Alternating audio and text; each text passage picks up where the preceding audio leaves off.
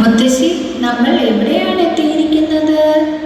മോൾക്ക് മനസ്സിലായില്ലേ? ഇതാണ് പൂന്തോട്ടം. പൂന്തോട്ടമോ? അതെന്താ മോളെ? പൂന്തോട്ടം എന്നാൽ ധാരാളം പൂക്കളും വണ്ടുകളും പൂമ്പാറ്റകളും ഒക്കെ നിറഞ്ഞതാണ്. നോക്കൂ മുത്തശ്ശി, ഒരു കുഞ്ഞിക്കിളി പറന്നു പോകുന്നു.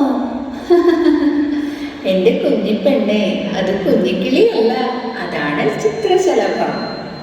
മോൾക്ക് അറിയില്ലേ ചിത്രശലഭത്തെ പറ്റി? ഇല്ല മുത്തശ്ശി.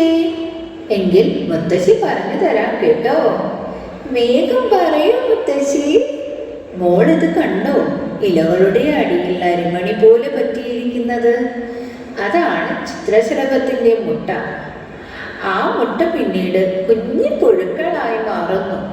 അത് പിന്നീട് ഇലകൾ കഴിച്ച് കഴിച്ച് വലിയ പുഴുക്കളായി മാറും. ഇതിനെയാണ് നമ്മൾ ചിത്രശലഭപ്പുഴു എന്ന് പറയുന്നത്. മോൾക്ക് ചിത്രശലഭപ്പുഴുവിനെ കാണണ്ടേ? ആ, കാണണം മുത്തശ്ശി. എന്നാൽ കണ്ടോളൂ.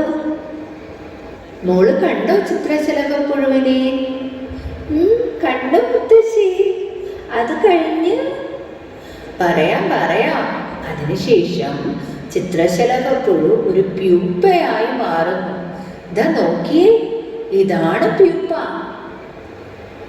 ഈ പ്യൂപ്പയിൽ നിന്നും 15 ദിവസത്തിന് ശേഷം അതിമനോഹരമായൊരു ചിത്രശലഭം പുറത്തേക്ക് വരുന്നു. എന്തു ഭംഗിയാ മുത്തശ്ശി ചിത്രശലഭത്തെ കാണാൻ.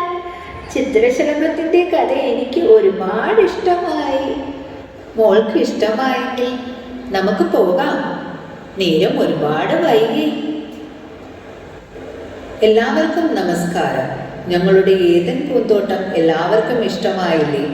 ആ പൂന്തോട്ടത്തിലെ പൂമ്പാറ്റകളായി പാറിപ്പറന്ന് നടക്കാൻ നിങ്ങളുടെ പൊന്നോമനകളെ ഞങ്ങൾ ക്ഷണിക്കുകയാണ്. അവർ പാറിപ്പറന്ന് നടക്കട്ടെ. നന്ദി. പാറി പറക്കാൻ പറഞ്ഞവർ എന്താടാ ചെയ്യുന്നത്?